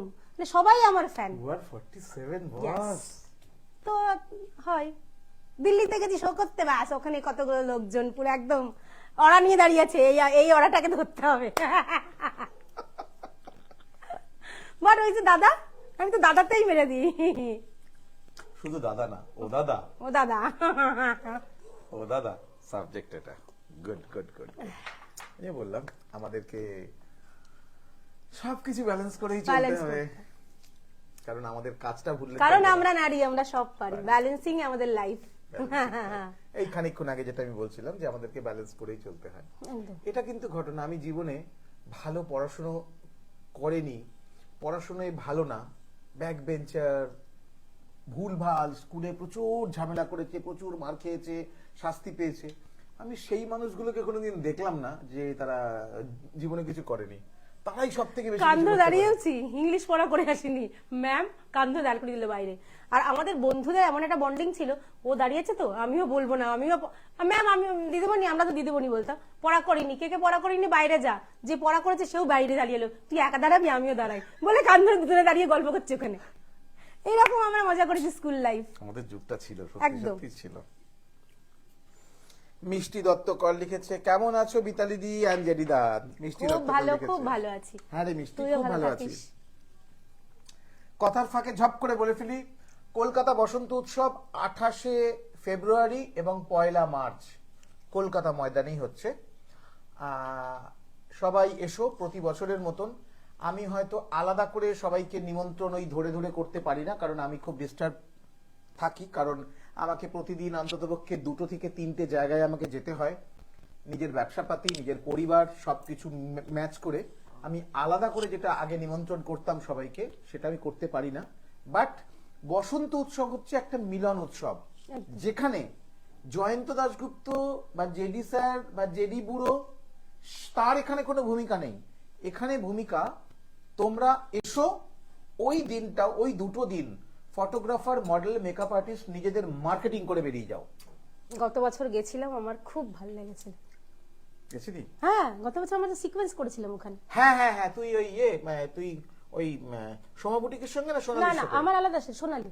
তুই সোনালির সঙ্গে সিকোয়েন্স করেছিস না? আমার ওই যে অ্যাঞ্জেলিনা দি নাকি, অ্যাঞ্জেলা, ও অ্যাঞ্জেলা আমার তো ছিল। শো স্টপার ছিল আমার ড্রেসে। হ্যাঁ, এই অ্যাঞ্জেলাকে ফোন করতে হবে, ওর বাবা মারা গেছে। ও, মাঝে আমার সাথে কথা হয়েছিল, শো এর জন্য বলবো বলেছিলাম, তারপর আর দিদির সাথে কথা হয়নি, হয়তো ওরালে ওর জন্যই। আমার খুব ক্লোজ বান্ধবী। হুম, ওই তো উনি তো শো স্টপার ছিলেন আমার একটা হোয়াইট শাড়িতে। ওর বর আর আমি মানে কানপুর, দিল্লি, মুম্বাই, আচ্ছা, আমরা মানে আমি যে প্রজেক্টটা করি সেই প্রজেক্টে ওর ওয়াইফ, ওর হাজবেন্ডই হচ্ছে আমার লয়ার। খুব ভালো, খুব ভালো মানুষ, মনের মানুষ দিদি। বাট ওকে যদি বলিস আমার এই লাইভটা শেয়ার করিস, বলবে জেডি আমার সঙ্গে একদম কথা বলে না। মানে আমাদের কথা বলে মানে 1.5-2 ঘন্টা, হ্যাঁ, সবসময় 1.5-2 ঘন্টা সময় থাকে নাকি? সেই তো। 1.5-2 ঘন্টা সময় থাকে নাকি? যাই হোক, এবার বল, বলো। একটা প্রশ্ন তুই আমাকে করবি। একটা প্রশ্ন, একটাই প্রশ্ন করছি, তুমি সবাইকে খুব নিজের করে নাও, সেটা কি, সেটা কোথা থেকে পাও? এই ক্ষমতাটা তোমাকে কে দেয়? এই ক্ষমতাটার জন্য একটা ছোট্ট জিনিস লাগে, সেটা হলো তোর কাছে এক টুকরো একটা কুটুরিতে গোলাপ ফুলের পাপড়ি আছে বা ফুলের পাপড়ি আছে। আমি তোকে ইট ছুঁড়ে মারবো, ইট ছুঁড়ে মারবো, নোংরা ছুঁড়ে মারবো, সবকিছু ছুঁড়ে মারবো। তুই আমাকে ছুঁড়তে ইচ্ছা হলে কি ছুঁড়তে পারবি? ওই পাপড়িটাই, গোলাপের পাপড়িটাই। এটাই আমার বক্তব্য। একদম। কারণ আমার কাছে যেটুকু নেগেটিভিটি ছিল সেটুকু নেগেটিভিটি বয়সের সাথে সাথে শেষ হয়ে গেছে। আর 2 হচ্ছে, আমি দেখেছি নেগেটিভিটি দিয়ে কোনো কিছুকে জয় করা যায় না। আর 2, আমি জয় করতেই এসেছি। আমি জয় করতে এসেছি মানে আমার নামটা জয়ন্ত তো এমনি এমনি আমার মা বাবা দেয়নি, আমি জয় করতেই এসেছি। আর আমার জয়টা হচ্ছে মন জয় করা।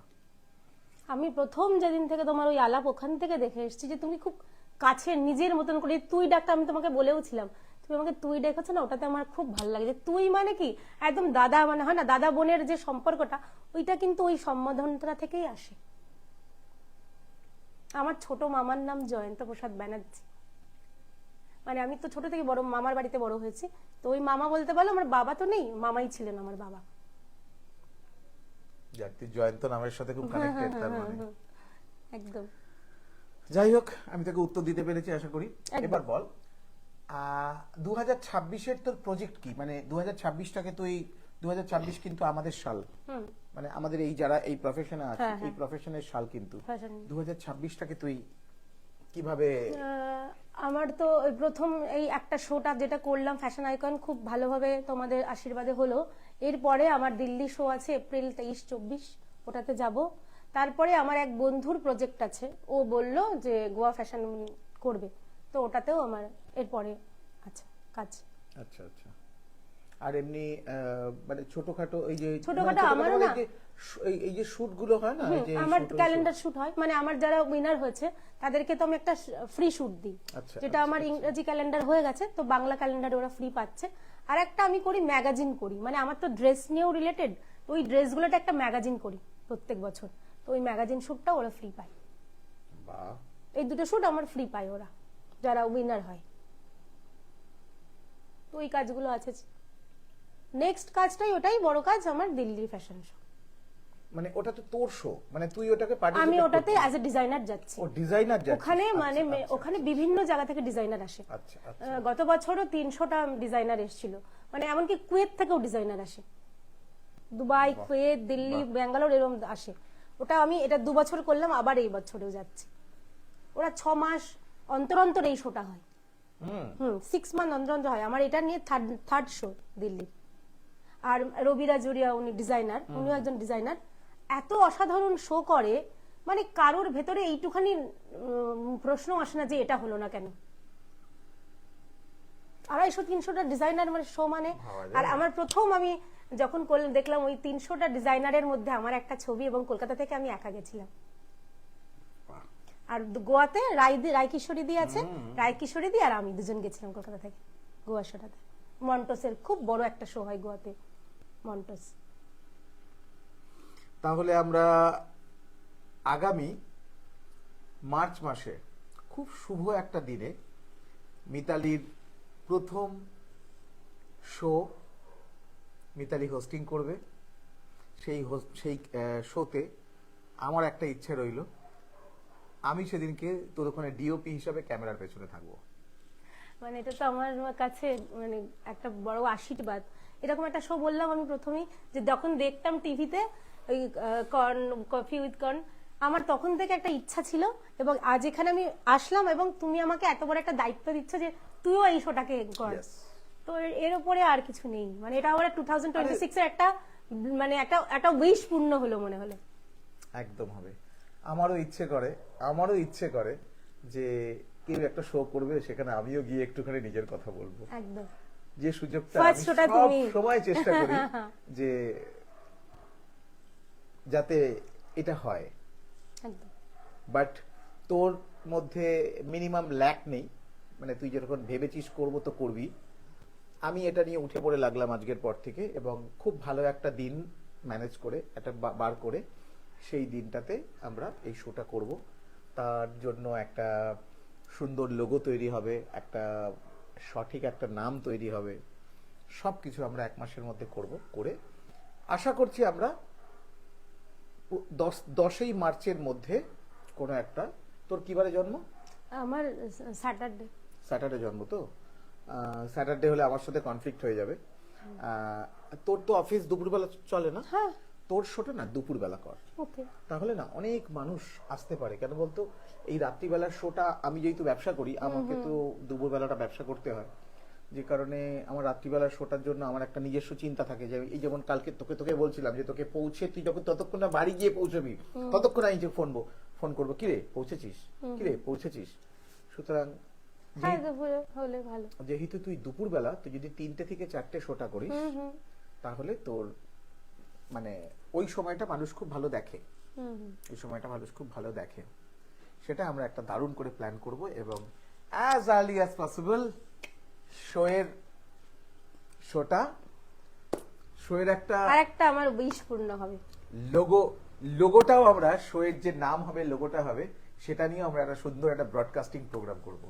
মানে আমি মানে সত্যি বলছি, আমি তো ভাবিনি এরকম একটা হবে, মানে আসার সঙ্গে সঙ্গে দেখলাম আর একটা স্বপ্ন পূরণ হলো। আরে নিজের স্বপ্নটা আমি যেটা নিজে করতে পারিনি, সেটা যদি আমি কারোর মাধ্যম দিয়ে পূরণ করতে পারি। আমি ক্রিকেটার হতে পারিনি, 7 তাড়াতাড়ি বিয়ে করে ফেলেছি। আমার ছেলের পেছনে আমি পাগলটার মতো লেগে থাকি, এবং খেলা কতটা ভালোবাসি তার প্রমাণ সামনে। খেলা চলছে, কিন্তু আমার কাছে খেলার থেকেও জরুরি হচ্ছে আমি যে কাজটা করি। আমি যখন জানতে পারলাম আজ খেলা আছে, তখন কিন্তু আমার কোনো একটা স্টাফ বললো, ও দাদা তোমার লাইভ আজকে, আজকে তো ইন্ডিয়ার খেলা আছে। আমি বললাম ওটা খেলার মতন চলবে, কিন্তু আমি যে দায়িত্বটা নিয়ে বসে আছি সে দায়িত্বটা আমাকে কমপ্লিট করতে হবে। এখান থেকে সেখানে ব্যালেন্সিং ব্যাপারটা, Yes. জীবনে ব্যালেন্সিং না হলে, মানে আমার মিসেস ইন্ডার একটা কোশ্চেন করেছিল জানো এরকমই, যে তুমি তো একটা হাউসওয়াইফ, তুমি অন্যান্য মায়েদের কি বলবে, যে এই ইন্ডাস্ট্রিতে এখানে তুমি যে পা দিয়েছো তাদেরকে কি বলবে? তো আমি তিনটে জিনিস একসাথে বলেছিলাম, যে ডিসিপ্লিন, আর নিজের ইচ্ছা শক্তি, আর আমার ভেতরের যে নেগেটিভিটি, এটা দূর করে আমি পজিটিভ ভাবলাম, আমি করবই। এই তিনটের মেলবন্ধন যদি আমি একটা করতে পারি না, তো আমার লক্ষ্য আমার পূরণ হবেই। ডিসিপ্লিন না হলে জীবনে কিচ্ছু করা যায় না, ইচ্ছা শক্তি না জাগলে কিচ্ছু করা যাবে না, এবং আমার এই দুজনের সাথে আমার বাইরের লোক কি বললো এটা মাথা থেকে পুরো আউট করে দিতে হবে, তাহলেই আমার লক্ষ্যে কিন্তু পৌঁছাবো। এবং যিনি যাচ্ছিলেন উনিও খুব ক্ল্যাপ দিয়ে আমাকে বলেছিলেন, কারণ ফ্যাশন ইন্ডাস্ট্রি তুমি জানোই কোশ্চেন অ্যান্সার হচ্ছে বাজিমাত, সবথেকে বাজিমাত। ওই বাজিমাতটা করলেই কিন্তু সে যে ইয়ে করতে পারে। তো আমার যে ক্রাউন দুটো আমি পেয়েছি, বলে না রীতিমতন খেটে লড়ে দুটো ক্রাউন আমি জিতেছি। তাই আমিও আমার শোটাতেই তাদেরকেই দিই যারা জিতেই, তাদের ট্যালেন্ট দিয়েই তারা এই ক্রাউনটাকে হোল্ড করতে পারে। আমি জুরিদের কাছ থেকে গল্প করতে করতে শুনে নিয়েছি, এখানে কোনো পার্সিয়ালিটি ছিল না, কোনো পার্সিয়ালিটি কোনো মিতালির তরফ থেকে কোনো খোঁচাখুচি এক ছিল না, নম্বরও দিই না, আমি বলছি না, আমি সেগুলো মানে এটা আমার আমি কাজ। ওইভাবে পেয়েছি ক্রাউনটা না, ওই যে সে নিয়ে যায় এটা আর সেটার মধ্যে ফিল আসে না, কোনো ফিল নেই, খেটে আনলে ওই যে কোশ্চেন অ্যান্সারটা বলছে না, কোশ্চেন অ্যান্সারটা এত সুন্দর হয় না, ওটাই বাজিমাত হয়ে যায় প্রত্যেকটা। কেউ একজন আমাকে বলছে দাদা এত অ্যাওয়ার্ড শো হয়, এত অ্যাওয়ার্ড শো হয় সব তোমাকে, তো আমাকে বলছে কেউ একজন, দাদা তোমাকে এত অ্যাওয়ার্ড শো হয়, তোমাকে কেউ অ্যাওয়ার্ড শোতে অ্যাওয়ার্ড দেয় না কেন? আমি বললাম আমি এখন ওই অবধি যোগ্যতা তৈরি করতে পারিনি, তাই এর থেকে সহজ উত্তর তার কিছু হতে পারে না। তুমি দেখো দাদা, আমি সেদিন দেখছি পিএইচডিটা অ্যাওয়ার্ডটা কেন আমার হচ্ছে, কাছে এসেছে, আমার কাছে এসেছে ডক্টর ডিআর, ডক্টর পয়সা দিয়ে পাওয়া যাবে, পয়সা দিয়ে পাওয়া মানে যাবে। আমি ভাবছি কি হচ্ছে ব্যাপারটা, আমার কাছে এসেছে ডক্টর উপাধিটা আমি পয়সা দিয়ে কিনবো, তার জন্য কিচ্ছু জানি না, এই উপাধিটা কি খায় না মাথায় দেয় আমরা জানবো না, কিন্তু আমি পয়সা দিলে সেই উপাধিটা পেয়ে যাবো। পদ্মশ্রী, বলো পদ্মশ্রী পাওয়া যাচ্ছে এখন পয়সা দিলে না। ওই ছোটবেলায় কেন আমরা একটা রচনা খুব হেড ছিল, বিজ্ঞান উন্নতি অবনতির কারণ। এই রচনাটা আমি যত প্রতিনিয়ত দেখছি পুরো ওতপ্রোত ভাবে জড়িয়ে যাচ্ছে লাইফের সাথে, একদম জড়িয়ে যাচ্ছে, ঠিক কথা। সত্যি বলছি মিষ্টি দত্তকর হায়, একটাই কথা, যাদের মনের ভেতরে এই প্রশ্নটা আছে আমার জন্য, যে আমাকে কেউ কোনো অ্যাওয়ার্ড শোতে ডাকে না কেন, কারণ এইটাই, আমাকে কেউ কোনো অ্যাওয়ার্ড শোতে না ডাকার সব থেকে বড় কারণ, আমি এখনো সেই যোগ্যতাই অর্জন করতে পারিনি যে যোগ্যতায় আমি অ্যাওয়ার্ড পেতে পারি। যেদিন সেই যোগ্যতা অর্জন করব সেদিন পাবো, তাই তো? একদম। সেদিন যখন পাবো তখন সেটা আমার কাছে মনের আনন্দ দেবে। শুধু তো তাক বাড়িয়ে লাভ নেই, সেটা আমি যখন অ্যাচিভ করব আমার নিজের ক্ষমতা অনুযায়ী, সেটাই আমার কাছে যথেষ্ট। আমি করিনি এমন কিছু জীবনে, সত্যি বলছি, আমি 13টা বছরে ফ্যাশন ইন্ডাস্ট্রিতে ব্যাক অফিস জব করে যাচ্ছি, যাতে সবকিছু ঠিকঠাক হয়, ভালো কিছু হয়, সেটাই আমি সবসময় পেছন থেকে চেষ্টা করে যাচ্ছি। এই যে উপোস করে প্রতিদিন প্রতি সপ্তাহে ভগবানকে পুজো দেওয়া, প্রতিদিন দুবেলা আদ্যাস্তব করা, হনুমান চালিসা পড়া, ভগবানকে বলা, এই ইন্ডাস্ট্রিটাকে সঠিকভাবে এগিয়ে নিয়ে চলো।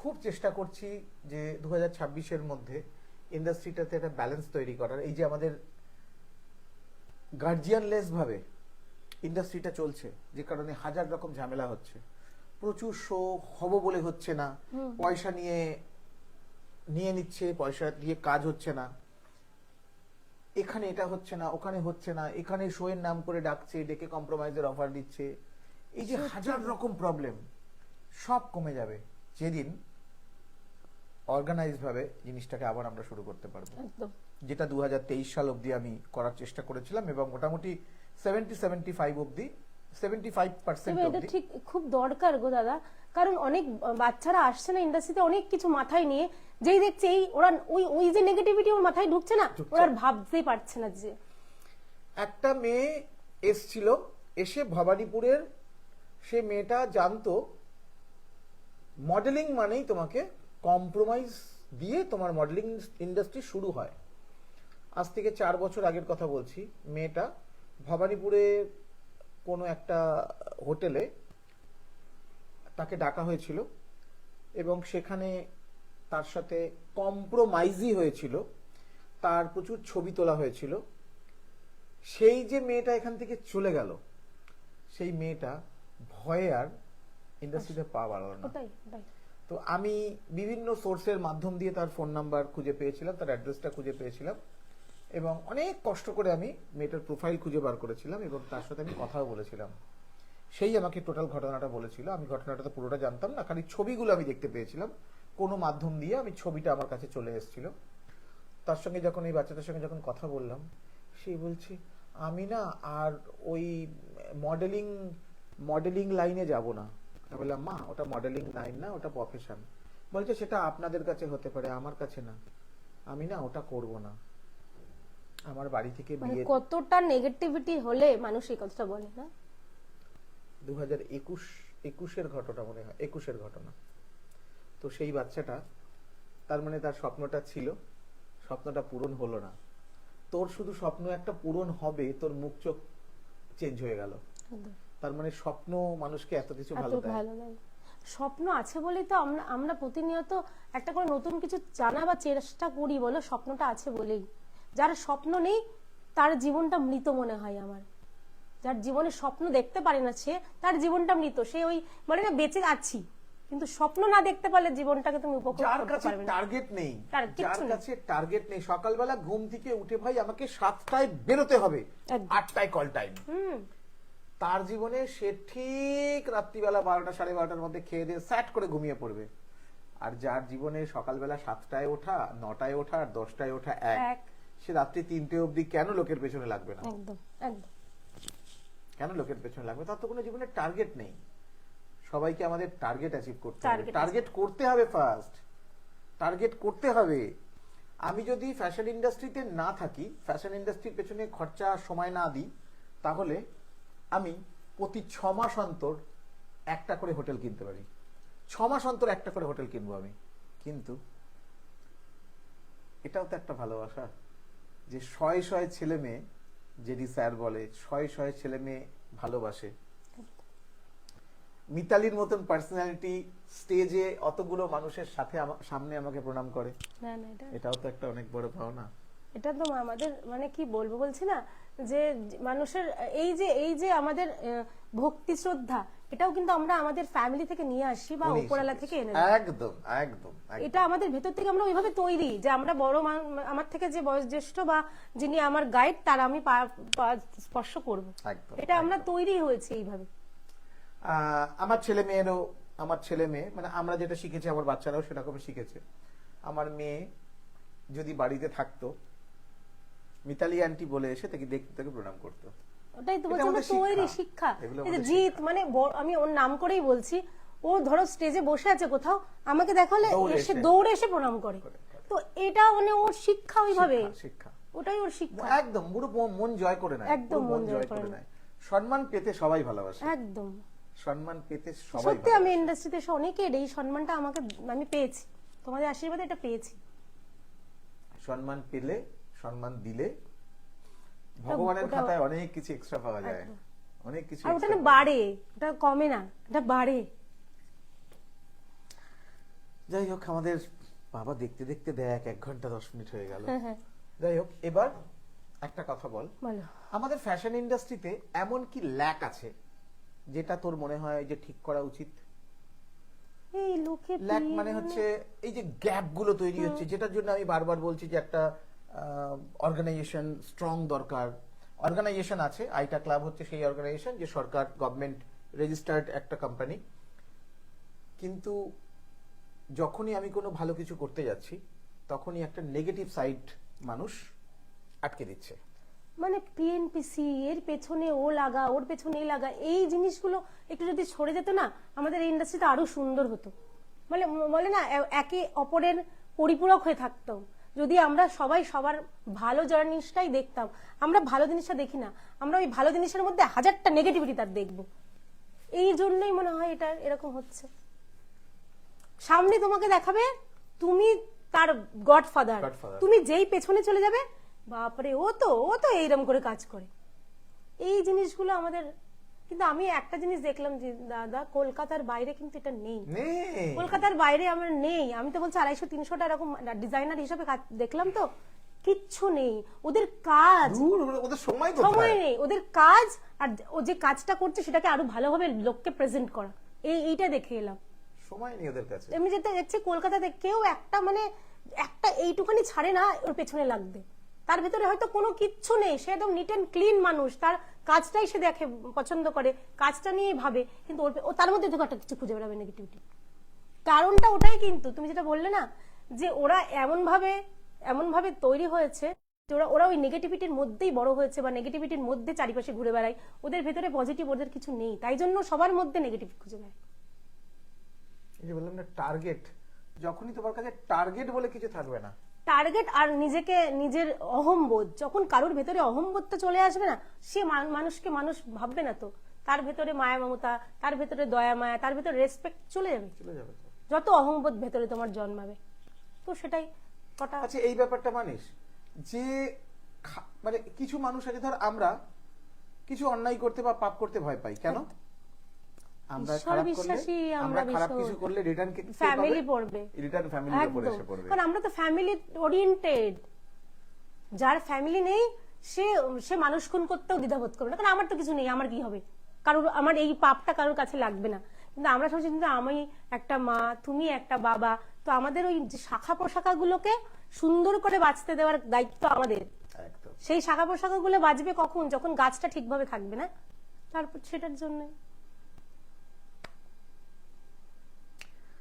এটা একদম বড় একটা ভাইটাল ওয়ার্ড। একদম আমি যেটা 30শে ডিসেম্বর রাত্রিবেলা তোকে বলার পর আমি একটা ভয়েস মেসেজ করেছিলাম হয়তো গ্রুপে, সেই ভয়েস মেসেজটার মধ্যে এই কথাটা আমি বারবার বলছিলাম যে আমরা ভালো কাজ যা করব সবকিছু আমাদের পরিবার পাবে, পরিবার পাবে, একদম, আর আমরা খারাপ কাজ যেটা করব সেটাও আমার পরিবার পাবে। সো ভাই, আমার হাতের এইটুকুনি কাটলেও আমার যে জ্বালাটা করবে, আমার পায়ের এইখানটা কাটলেও সেই জ্বালাটাই করবে, সুতরাং আমি জ্বালা করার মতন কাজই করব। না, ঠিক, আমিও এটাতে। সব থেকে বড় কথা কি, যারা অন্যায় করে না তাদের অন্যায় করাটা হ্যাবিট হয়ে যায় রে। তাদের অন্যায় করে না, তারা অন্যায় করাটা হ্যাবিট হয়ে যায়। যেমন ধর একটা মানুষ, একটা প্রবলেম হয়েছে, প্রবলেমটাকে দুরকম ভাবে শর্টিং করা যায়। এক হচ্ছে জিনিসটাকে ইনস্ট্যান্ট থামিয়ে দেওয়া যায়, ঠিক আছে হলো, আগামী 1 ঘন্টা চুপ করে বসো, 1 ঘন্টা পরে আমি ব্যাপারটা মিটিয়ে দিচ্ছি। ওই 1 ঘন্টার মধ্যে দেখবি রাগটা পড়ে যায়, অ্যাটাক, এই কথাটা দিয়ে তুই একটা মানুষকে মেরে দিতে পারবি, কিন্তু ওই অ্যাটাক না বলে তুই যদি তাকে আটকাতে পারিস 1 ঘন্টা, 1.5 ঘন্টা বা 2 ঘন্টা, দেখবি অনেক সময় এই প্রবলেমটা 50% ওইখানেই বন্ধ হয়ে যায়। হ্যাঁ, মানে আমি যখন কিছু এতে ইগনোর করি, Yes! ইগনোর হচ্ছে মানে এটা হচ্ছে কথা, একদম ইগনোর করে যাও, যা বলছে ইগনোর করো, 3বার বলে 4বার বলে 5বার, এবার দেখছি আমার গায়ে লাগছে না, যখন সে আর কিছু বলবেই না, তার বলার ইচ্ছা শক্তি চলে যাবে। তো আমি এইটাই এখন করে নিয়েছি যে ইগনোর করো, যে নেগেটিভিটি ছড়াচ্ছে তাকে ইগনোর করো, সে 4বার ছড়াবে, 5বার ছড়াবে, 7বার এবার যখন দেখবি এর তো গায়ে লাগছে না, তাহলে আর আমি এর পেছনে লাগবো না। যার পেছনে লাগা স্বভাব, সে পেছনে লাগবেই, কন্টিনিউ লাগো, বাট আমি ইগনোর না করে আমার গায়ে লাগবে না, আমি যদি ইগনোর করতে আমার গায়ে থাকি, লাগবে না, ওটাই আমার হ্যাবিট। হ্যাঁ ওটাই আমার হ্যাবিট, ইগনোর করাটাই আমার হ্যাবিট, একদম। এটাই হচ্ছে ঘটনা। আর যখন তোমাকে ভগবানও তোমাকে বড় জায়গায় নিয়ে তখনই যাবে যখন তোমার মধ্যে সেই সহ্য শক্তিটা আসবে। একদম ভগবান তোমাকে সেই লেভেল পর্যন্ত, ভগবান তোমাকে 1 তলা বাড়িতে রেখেছে, 2 তলা বাড়িতে রেখেছে, 3 তলা বাড়িতে রেখেছে, ভগবান যখন তোমাকে 25 তলার উপরে তুলবে, তখন যদি তোমাকে ব্যালেন্স করে না তোলে, তাহলে তোমার দুটো জিনিস হবে। এক হচ্ছে 25 তলার উপর থেকে তুমি শহরটাকে দেখে ভাববে ভাই আমি 25 তলায় থাকি, ব্যাস। ভগবান 25 তলার উপরের মানুষকে সেই জিনিসটা দেয় না, কিন্তু খেয়াল করে দেখবি। এবং আমি এখানে একটা এটাই কথা বলছি যে ঈশ্বর না বেস্ট স্টুডেন্টদেরই পরীক্ষা নেয়, তো আমরা মনে করি যত পরীক্ষা আসবে তত আমি তার ঈশ্বরের কাছে বেস্ট স্টুডেন্ট, একদম। তো ওই পরীক্ষার মানে আমরা, তুমি ধরো তোমার একটা স্টুডেন্ট আছে, সে খুব পড়াশোনা, তাকেই তুমি কিন্তু বেশি প্রায়োরিটি দেবে, তো ওই রকম আমি মনে করি ঈশ্বরের কাছে আমরা বেস্ট স্টুডেন্ট, তাই জন্যই আমাদের এত পরীক্ষা, এত বারবার এই কথা বা বারবার এইগুলো, তো এটাই আমিও মনে করি বেস্ট স্টুডেন্ট আমরা, ঈশ্বরই আমার লিখে রেখেছেন, উনিই আমার পরীক্ষা নিতে নিতে 25 তলায় একদিন পাঠাবেই। আজকে 1 তলায় আছি, 25 তলায় একদিন পাঠাবেই, ঠিক পাঠাবে। এবং এই 25 তলাটা আমি স্মুথ ভাবে যাব, ওই পরীক্ষা দিতে দিতে।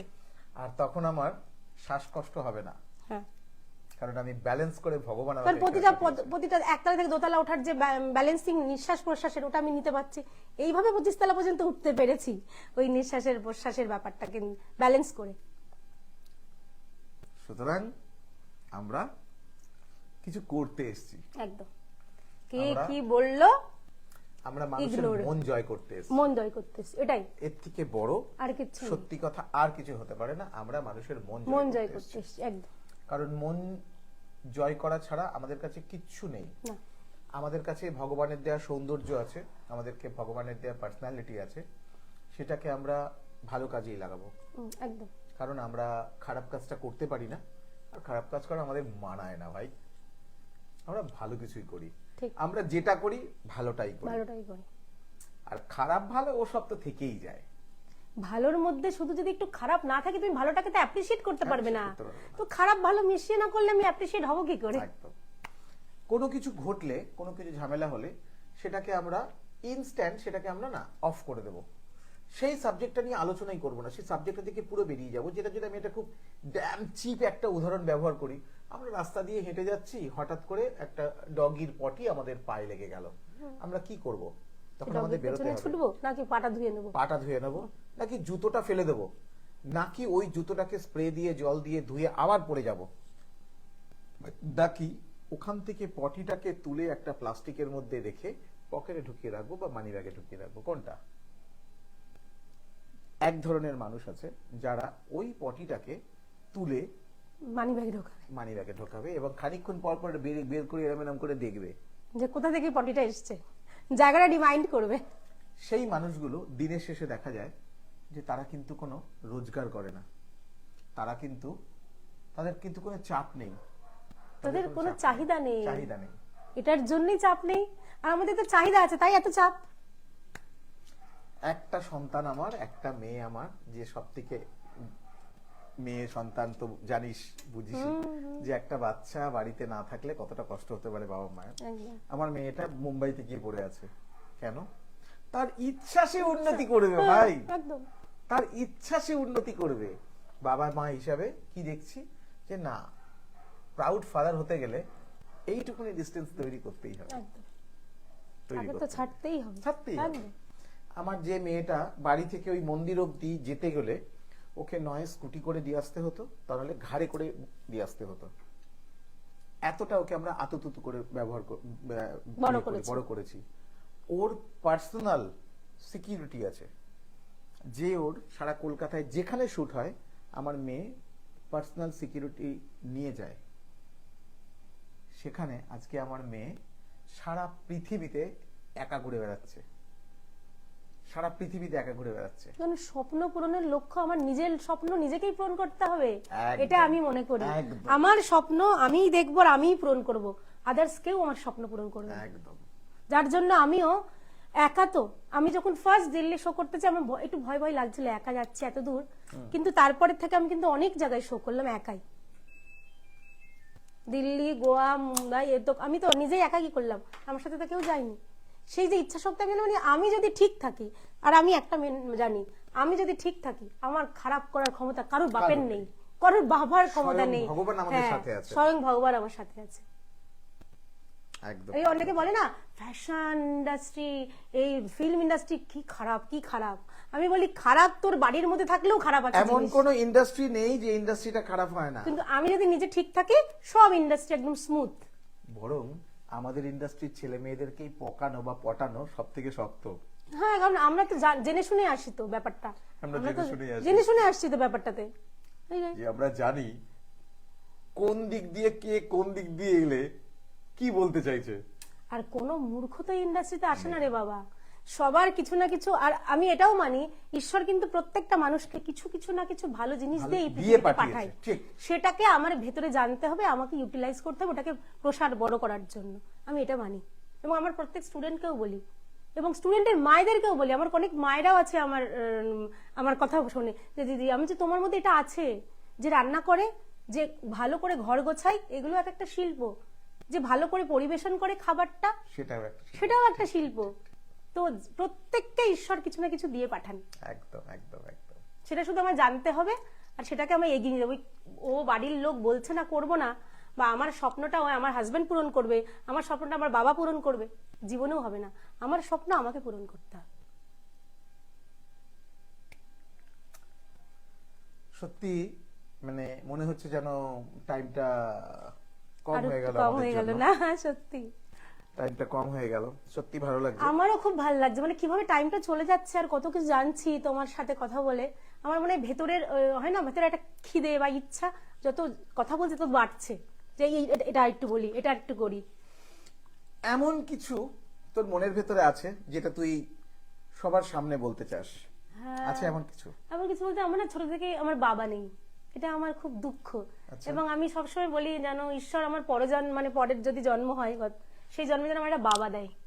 আমি ওই যে মেয়ে আর বাবার একটা বন্ডিং না, Yes, yes, ওটা ছোট থেকে না আমি মিস করে গেছি, কোনোদিন এটা পাইনি। আমার মা যথাসাধ্য, যেহেতু আমার মা সিঙ্গেল মাদার, যথাসাধ্য আমাকে চেষ্টা করেছে কিন্তু সমস্তটা করে দেওয়ার, এসব কিন্তু ওই বাবার এটা আমি পাইনি। বিয়ের পরে একটু বাবাকে পেলাম যাও, কিন্তু ওই বাবাও চলে গেল। তো আমার একটা ওইটা বড় একটা ইচ্ছা, এবং ঈশ্বরের কাছে ওটাই হয়তো আমার প্রার্থনা, বা ওটা দ্বন্দ্ব বলতে পারো ওনার সাথে, কেন তুমি আমায় বাবা দাওনি? বাবা দাও। আমার পরের জন্মে কিন্তু আমাকে বাবা দিতে হবে, যে বাবার কোলে পিঠে আমি বড় হব। এটা ঘটনা, মেয়ে বাবার যে বন্ডিংটা না, একদম মেয়ে বাবার যে বন্ডিংটা, সেটা একটা খুব ছোটবেলায় ভগবানের মিস দেওয়া করেছি, একটা- খুব ছোটবেলায় মিস ভগবানের করেছি। দেওয়া একটা সেরা সেরা সেরা বিষয়। সেরা গিফট। ভগবানের দেওয়া একটা সেরা বিষয়। ওটা আমার একটা আফসোস থেকে গেছে সারা জীবনের, যে আমি একটা বাবা পেলাম না, দাদা পাইনি, ভাই পাইনি। মানে আমার নিজের যেহেতু নেই, মামাতো ভাই, মাসুতো ভাই, ওরা আমার নিজের ছিল। আবার এই ইন্ডাস্ট্রি এসে এত দাদা ভাই পেয়ে গেছে, ওটা আমার শখটা মানে পূরণ হয়ে গেছে, যে এরা আমাকে এমন ভাবে আগলে রাখে। যখন কোনো প্রবলেম হয়, দেখো আমার এই রোমিও বলো, জিৎ বলো, আরো আছে সুপ্রতিম, এরা না কিছু প্রবলেম হলে ভাই এটা, হ্যাঁ দিদি আসছি, এই যে ভাই ব্যাপারটা আমি পেয়ে গেছি। রোমিও কিন্তু 2014 সাল থেকে আমাদের সাথে হ্যাঁ, connected। আমি শুনেছি, ওর কাছে শুনে কি খুব ভালো। মানে একবার শুধু ফোন করে বলবো, ভাই আমার এই প্রবলেম। তো আমার ওই একটাই উপরওয়ালার কাছে প্রার্থনা, যেন আমার এর পরের জন্মে একটা বাবা দেয়, যেখানে আমি পুরো একদম আমার একটা প্যাম্পার বাবা থাকবে, আমাকে একদম সারা দিন আমি তারকে প্যাম্পার করবো। এটা আমার একটা খুব ইচ্ছা। আমাদের অ্যাপ থেকে, আমার ফোনের অ্যাপ থেকে দেখা যায় আমার মেয়ে কোথায় আছে। হ্যাঁ, ও আমাকে দেখতে পায়, আমরা সবাইকে দেখতে পাই। আইফোনের একটা অ্যাপ আছে এটা, তো সেখানে আমার মেয়ে বলে, পাপা, কখনো খুব রাগ হয় যে এত কেন তোমরা ফোন করছো। তারপরে যখন দেখি আমার বন্ধুদের বাবা মারা একবারও ফোন করে না, তখন মনে হয় না আমার বাবা মা আমাকে নিয়ে এতটা চিন্তা করে। মানে এখনো পর্যন্ত আমার মা দিনে মানে 7 থেকে 8 বার ফোন করে। একসময় আমি বিরক্ত, যখন তো খুব কাজে আছি বা সিরিয়ালের কোনো কাজে, মা ফোন করছে, এক সময় রেগেও যায়। মা বলে তুই রাগ করছিস? মানে আমি এখন বলি, মা তুমি এত ফোন করো কেন, তোমার মেয়ে বুড়ি হয়ে গেছে, আর এত চিন্তা করো না। কিন্তু ভাবি ওই ফোনটা মা আছে বলেই করে। একদম ঘটনা। যাদের কাছে এই জিনিসটা নেই আর যখন থাকে না, তখন তারা এটা ফিল করে। একদম একদম, তখন তারা এটা ফিল করে যে আমাদের জীবনে এটা নেই। একদম। আমি যেটা বাবাকে ফিল করি, যে ছোট থেকেই আমি ওই বাবার আদর, বাবা সেই স্কুলে নিয়ে যাওয়া, আমি তো বন্ধুদের দেখতাম বাবা স্নান করে দিচ্ছে, বাবা স্কুলের ব্যাগ গোছাচ্ছে, বাবা নিয়ে এইগুলো আমি আমার জীবনে মিস করে গেছি। যেটা আমার ছেলে, মানে বাবা যদি বলে এটা হলুদ রং, কালো রংটাকে আমার ছেলে বলবে এটা কালোই রং। মানে এত বাবার ছেলের বন্ডিং দুজনে।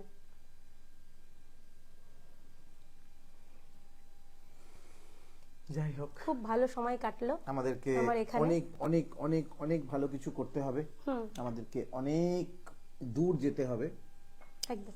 এবং আমাদের মধ্যে ভগবান সেটা একদম গেঁথে দিয়েছে যে আমাদেরকে এগোতে হবে। কারণ আমরা সমাজকে ব্যালেন্স করি, এটাই আমাদের সব থেকে বড় কাজ। যাই হোক, আমাদের শেষ করতে হবে। আগামী 2 মিনিট ফ্যাশন ইন্ডাস্ট্রির মানুষদের জন্য কিছু মেসেজ। এটাই বলবো, সমস্ত কিছু ভাবনার মধ্যে পজিটিভিটি রাখতে, আর একটা জিনিস মনে করবো, যে তোমার নামে কেউ কিছু বলছে মানে তুমি ওপরের দিকে যাচ্ছ, এটা মাথায় রাখবে। তাহলে আর পিএনপিসি বা খারাপ লাগা ভালো লাগা এগুলো বিরত থাকবে।